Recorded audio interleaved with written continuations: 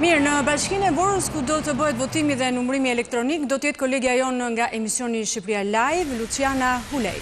Përshëndesim, Luciana, si po shkon procesi përgatitor në Vorë? Përshëndetje, unë jam pozicionuar pranë shkollës 9-vjeçare të Vorës, në ZAZ 27, procesi i shpërndarjes materialeve zgjedhore po ecën mirë. Në këtë bashki votojnë rreth 29.215 votues, ashtu siç është proceduar në vitin 2021 në zgjedhjet parlamentare dhe në zgjedhjet vendore të vitit 2025. Po ashtu, qytetarët e Vorës do kenë mundësi nesër të votojnë përmes procesit elektronik dhe do jenë të parët të cilët do njihen me rezultatin e këtyre zgjedhjeve.